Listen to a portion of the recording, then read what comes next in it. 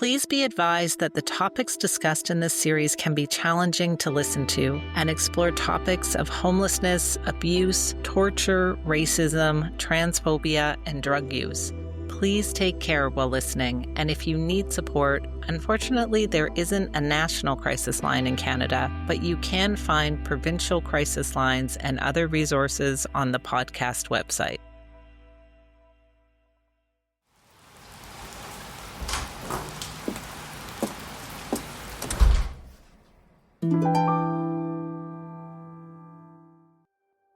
So in terms of how the sector is feeling, again, this was something not anticipated. It has the sector feeling pretty beat up. And I guess it's not surprising when you've got elected leaders punching down. How else is the sector going to feel? It is a sector that provides supports 24/7. It works around the clock, catching people that the system has failed to, and now has fewer options to do so. It looks like we're just reverting back to an outreach model. So granola bars for everyone and referrals to nowhere.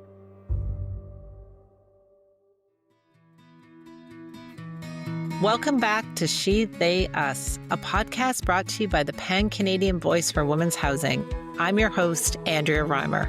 I'm a former city councillor for the city of Vancouver, an adjunct professor of practice at UBC's School of Public Policy and Global Affairs, and a housing advocate who has experienced homelessness firsthand.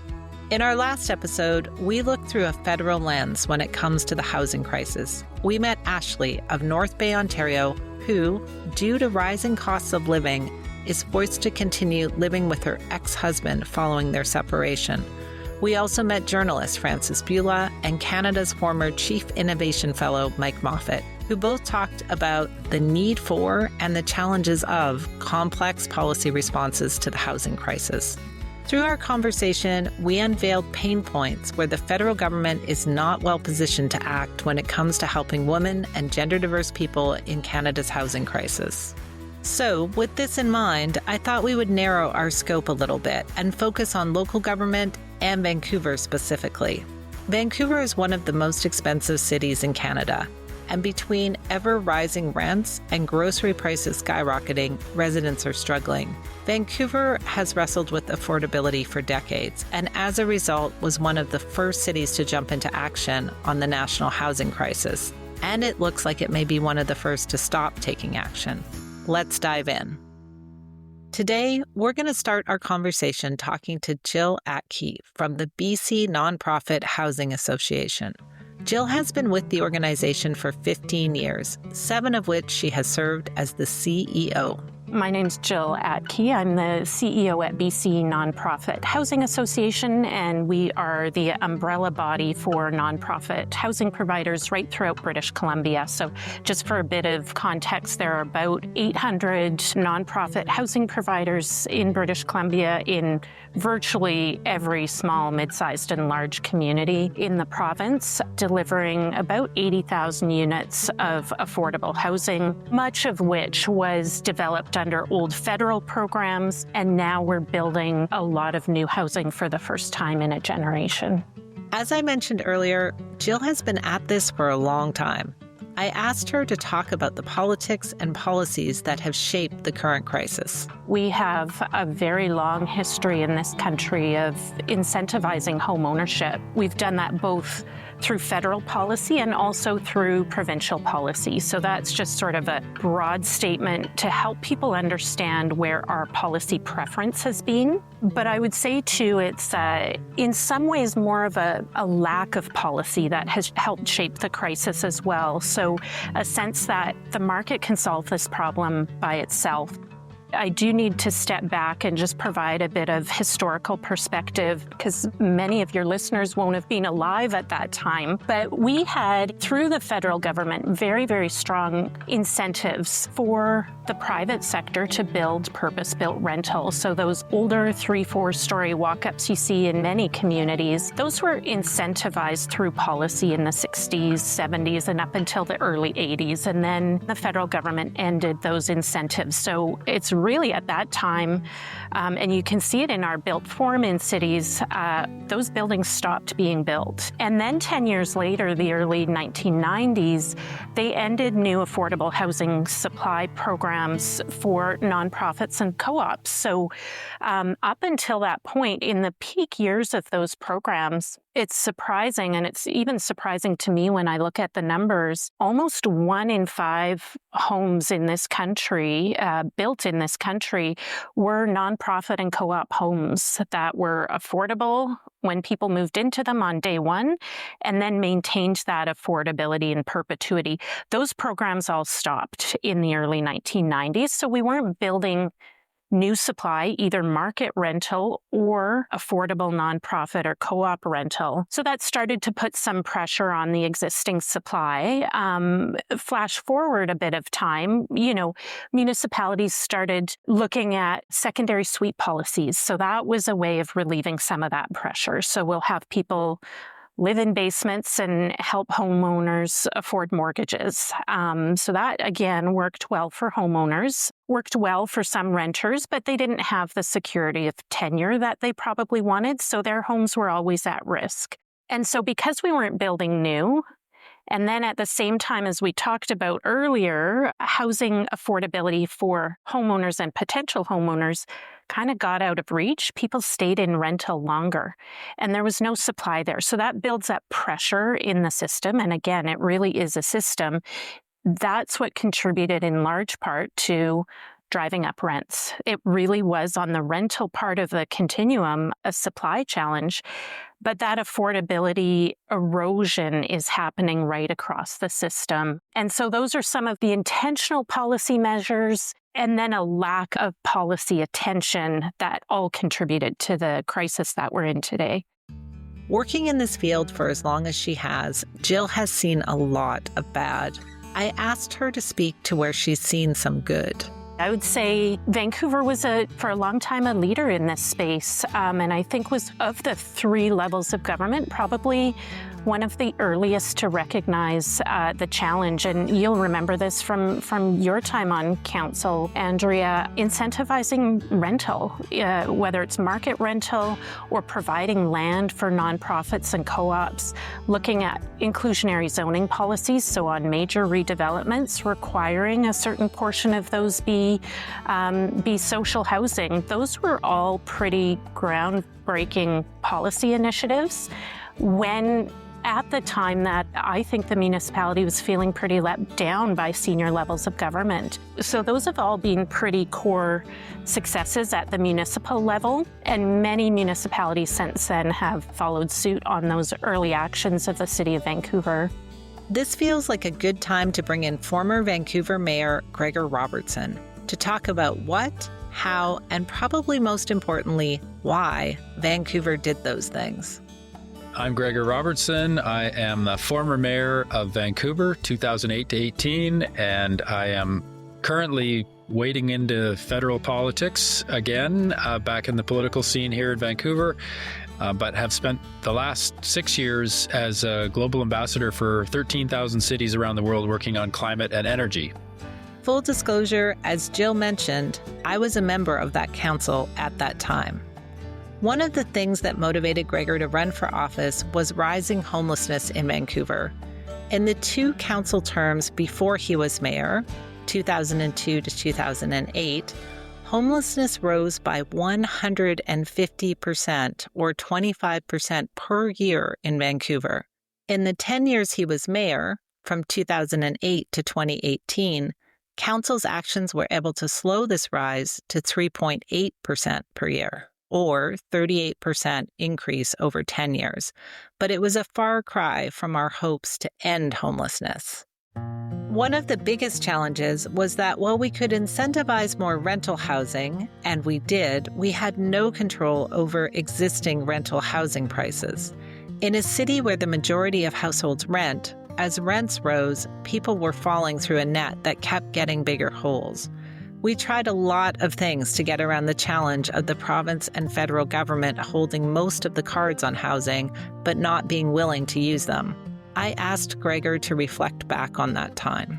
because the federal and provincial governments were very reluctant to support our work on affordable housing and were not investing at all at the time in a significant way, we had to basically figure out whatever we could do as a city to make a dent and get the supply of everything from supportive housing, actually everything from shelters, so people weren't sleeping in the street. That was the first priority. Coming into office was opening 500 shelter beds in the first few weeks in the middle of winter, so people had somewhere to go inside. But from shelter beds to supportive housing, to affordable social housing that would qualify for some support from provincial or federal government, particularly provincial, but then also just to have rental supply, because we had decades of not building enough rental housing in Vancouver. All the developers basically would build market housing, condos for market that they could make more money at. The city hadn't done anything to incentivize or regulate the development industry to build rental housing. And so we dug ourselves a very deep hole of not nearly enough rental housing, particularly as the economic crunch, 2008, 2009, I think really intensified that slide of affordability, and more people, as the prices of market housing went up, were forced to rent, and the rental housing wasn't there. So we saw rent skyrocketing from all of those problems, and we put incentives in place for developers to start building rental housing. Those incentives used to exist at the federal level, way back when in the 70s, a lot of rental housing was built leveraging federal government incentives for developers to build rental. That's a lot of the affordable rental stock we have in the city is from that era and the 60s and 70s. And we couldn't go as far as that, not having the budget to do that, but we could have some incentives with density in that more kind of middle market rental housing, and ended up tipping that balance, and over half of the housing that was being built turned into rental rather than overwhelmingly market condo housing. So we were successful with initiatives all along that spectrum, but we could have done way more if we'd had support from provincial and federal governments. There was a period during my tenure on council that it felt like things were leveling out. The 2011 homeless count showed an 82% reduction in unsheltered residents to just 154 people. But then around 2014, once more, we saw evictions and rents start steeply climbing again, and consequently also homelessness. We didn't know it at the time, but that was the front end of a global housing crisis. I asked Gregor what he would have done differently if he knew that. I feel like we did everything we could do. I mean, those were the conversations that we had and the debates we had at council was, what else can we do? We pulled all the experts we could find from not only from the city, but globally to advise us on what else can we do, given the limitations of a city, both budgetary and with jurisdiction. I feel like we did everything we could. As you say, we threw everything we had at it. In 2015, Justin Trudeau and the Liberals took over federally and acknowledged, they had some commitments to tackling housing affordability in their platform, which had a lot of urban components to it, which I think we thought, oh, good, there's someone coming that recognizes the problem. And in hindsight, we didn't put enough pressure on them to deliver programs, budget, jurisdiction, any of the above urgently, like right now, like right away, as soon as they got into office. I think we were assuming that would happen, and they ended up going into a national housing strategy process that took years and, lots of good engagement across the country, although a lot of the country wasn't quite in the upheaval that we were in, but it delayed the whole process. And they unfortunately never got the federal government back in the business of building housing, which used to happen up until the 90s. The federal government under CMHC used to build a lot of the affordable housing in the country, and that stopped due to what were presumed to be budgetary constraints or concerns, and the federal government didn't build housing. The province couldn't make up the difference, particularly under conservative rule for 4 terms. The province flipped over in 2017, and similar thing happened. Lots of promises. Okay, we're going to start helping you on affordable housing. To their credit, I think once we had both of those governments at the table with the intention to act on affordable housing, we did get movement. We were able to do things like 600 modular homes for people who are homeless in 1 year. We were able to put that up on different chunks of city and vacant land at record pace. So we were able to do some things that were on our list that required provincial and federal support, but it was right at the end of our term of office. And some of that has continued and scaled. The National Housing Accelerator Program has finally kicked in and is building at more scale. I think we as a city continued, and credit to the private sector, especially the co-op sector. The Co-op Housing Federation did an extraordinary job of creating a community land trust with the city initially. And that's now, I believe, over 3,000 units of housing that are permanently affordable since 2016. So some of these things, they take a while to scale up. And we got them going, we got them initiated. I think the empty homes tax has now generated $140 million in revenue for affordable housing. So I think some of these initiatives have made a massive difference in the 6 years since leaving office. But, they took those initial years, they took longer. And that's the challenge in government. How can you implement and impact in a crisis urgently? I chatted with Gregor a few days before the federal election. In fact, he did the interview from his campaign office in Vancouver, Fraserview, South Burnaby, where he was running with the Liberal Party. He ended up winning the seat and subsequently was appointed to cabinet as the Minister of Housing and Infrastructure. He shared with me some ideas on what he was hoping that this government would do differently. You're going to hear more about that in episode 6. Meanwhile, the last question I asked him for this episode is what he sees as the best approach to tackle the specific challenges households led by women and gender diverse people face in the housing crisis. I'd say there are all sorts of really tough challenges within the housing affordability universe to make sure that all people, and particularly the most vulnerable, and that would be women-led households as you identify, have access, have the opportunity to have safe and secure housing. And so how do we get at that? It's obviously really challenging for a federal government to do that from Ottawa. They can certainly help by providing data, and some of the broader data sets that the federal government can access can help with this. But I think ultimately a lot of this has to get worked out locally, on the ground, in communities. And, it's really critical that local governments are at the table and shaping what housing's needed for their community, and that they are in turn engaging with the community directly and making sure it's a representative of the community. It's not the loudest voices that show up, which often happens in government. Those who have access or a loud voice shape the policy or the direction.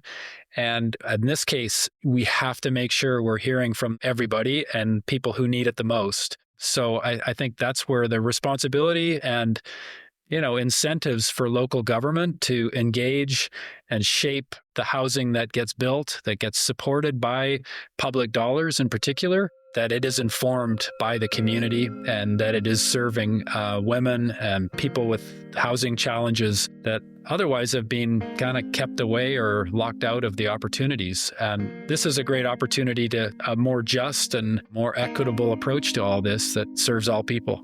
Meanwhile, current Vancouver Mayor Ken Sim has not been so focused on those most impacted by the housing crisis. It's a pretty long list of changes he's made, but perhaps the one that's most shocked housing advocates was Sim's announcement that the city is getting out of supportive housing. To help you understand why advocates are so concerned, I asked Jill to explain supportive housing.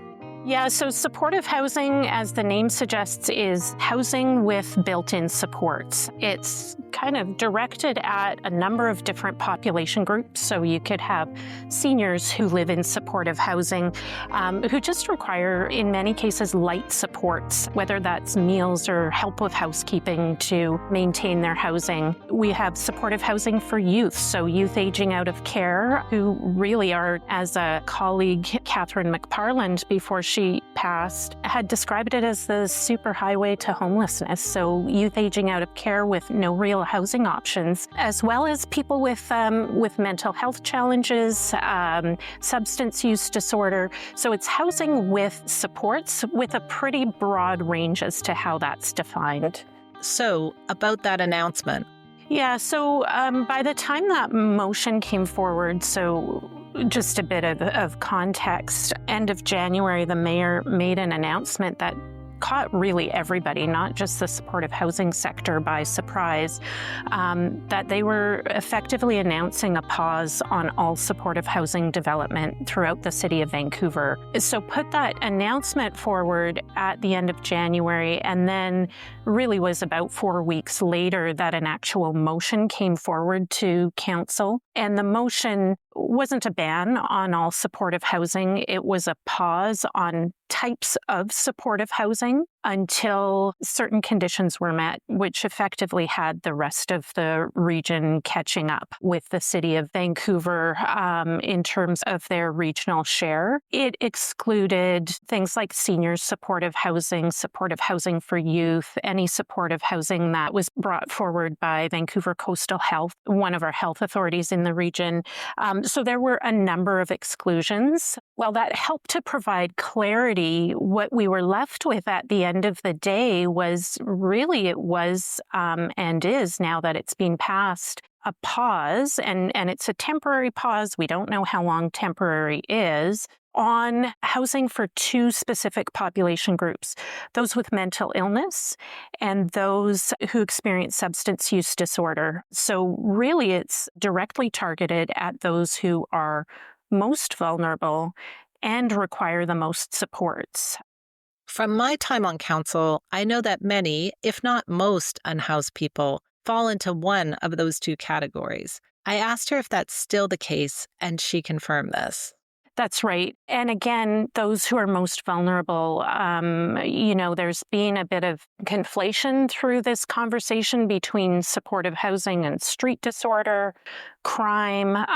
The reality is, and this is straight from the Vancouver Police Department and some research they did, those experiencing homelessness are 20 times more likely to be the victims of violence, not the perpetrators of violence, the victims of violence. So it really is decisions like this that have the potential to make communities less safe, not more safe.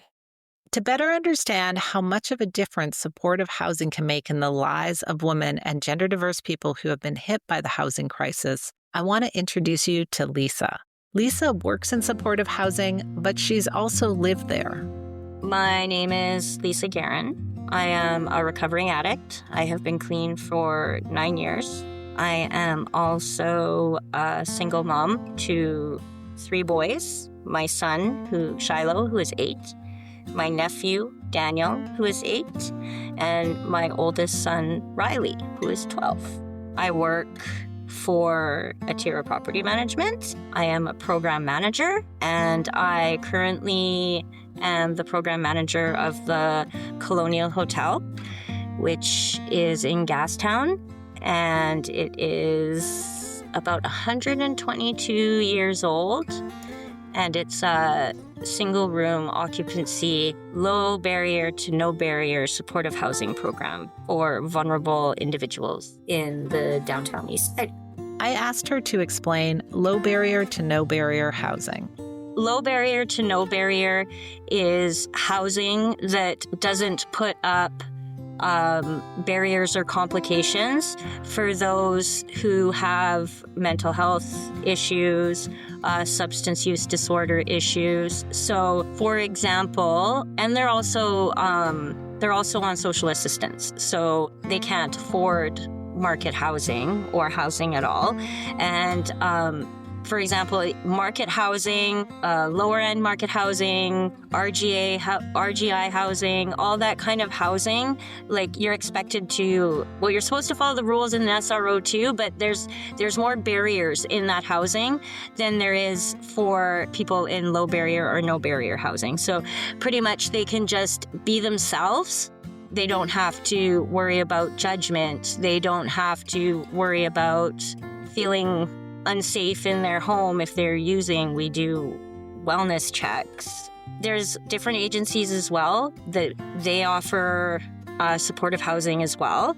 They have a little bit of a higher barrier than some other agencies, if that makes sense. So like Atira will house those who are extremely hard to house. So somebody who typically, for example, wouldn't know, has been living outside for a very long time and doesn't know how to, or is just moving inside for the first time. Those are the type of people that we house. Lisa has had a challenging housing journey herself. Yeah, so I came to Vancouver from Calgary in 2010. And when I came here, I was heavily in my addiction and I was homeless.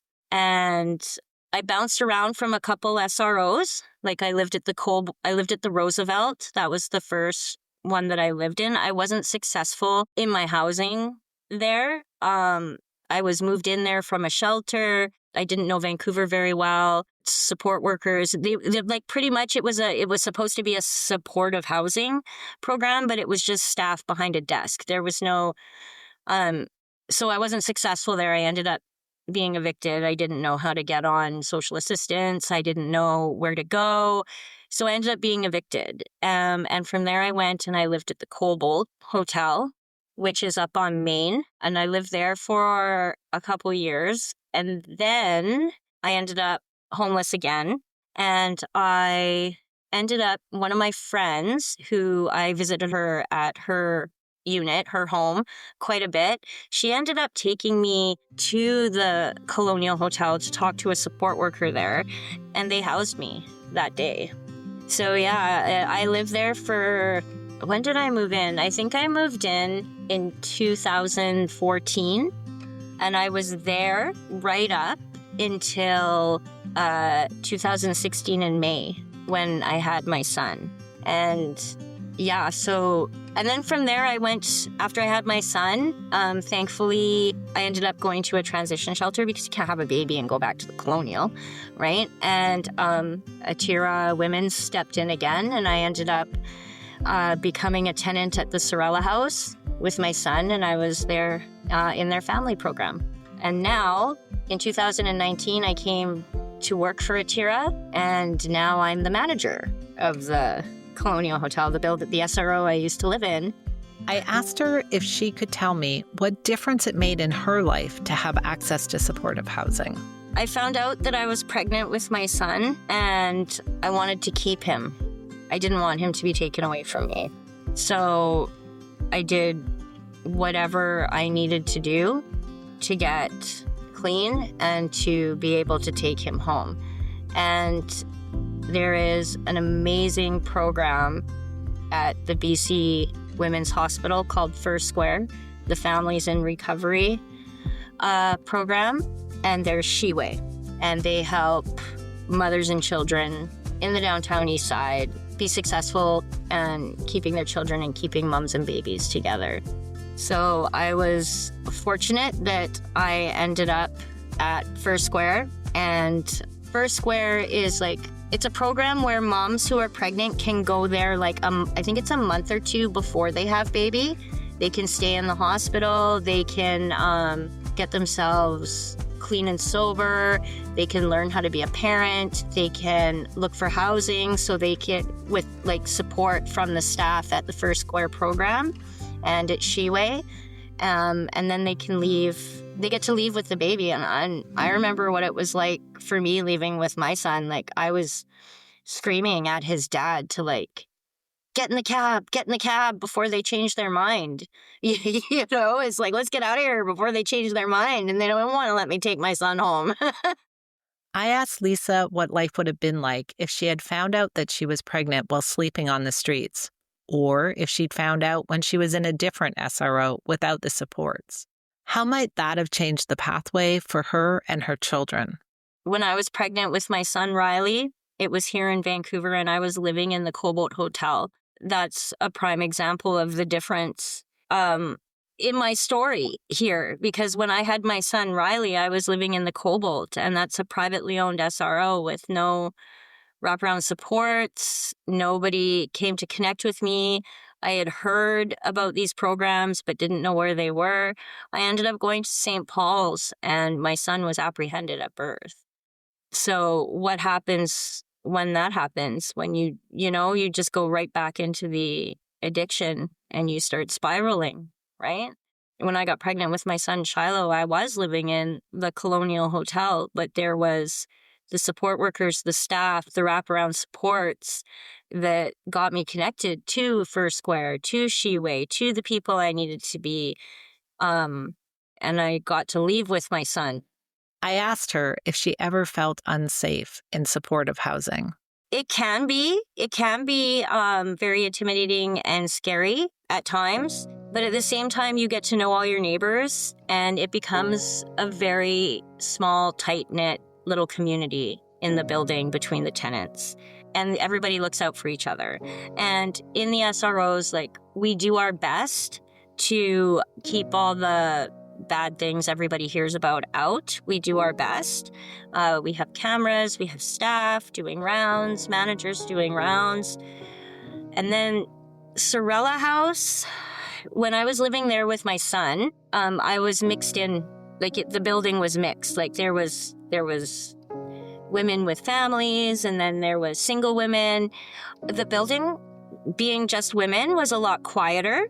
And for the Colonial, well, the Colonial's always been kind of wild, but it's okay now. I don't know.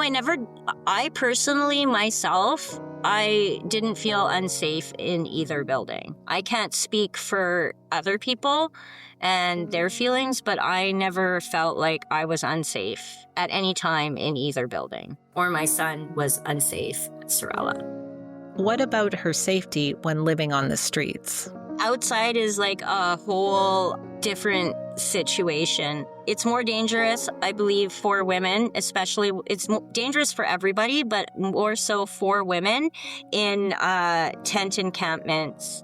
Just falling asleep outside anywhere as a woman is absolutely not safe. I would do everything possible not to sleep outside. But it did have to happen, and yeah, sometimes you're just so tired because you've been up for days, you have no choice, right? And then you don't really, you're out cold because you've been up for days. You don't know what's going on around you, which makes you very vulnerable and makes it very dangerous. Before finishing my conversation with Lisa, I asked her what she would say to Vancouver Mayor Ken Sim if she could. Mr. Ken Sim, you can't take away supportive housing. You can't remove people from their community into other communities that they're unfamiliar, away from their supports, and expect them to be successful in their housing. It's just not going to happen. So yes, the SROs, or the supportive housing programs that we have, are not great. They're in old buildings, like 100-plus-year-old buildings. So you don't get rid of them. You renovate them, bring them up to date, maybe make them a little bit bigger. Just renovate them, right? Keep them there, keep people in their community, and keep people connected to what they know, or they're not going to be successful. And then and then you're going to have all these other places with all these displaced people who don't know how to fit into whatever community or city you've decided to send them to. And then you're going to have angry people living in those communities who are like, why would you do this? For the last word, I'm going back to Jill. I asked her what she wished people knew about supportive housing. She tells me many of the things you've heard from Lisa, but one thing really stands out for me. It's a model that works. It was under a conservative federal government that we adopted this as official policy right across the country. Before that time, people had to graduate into housing. You had to be clean, you had to be sober, you had to be able to maintain your housing. We did away with that model, and it would be a real shame to go back into it. So how does that feel to be potentially headed backwards after so much work to move forwards?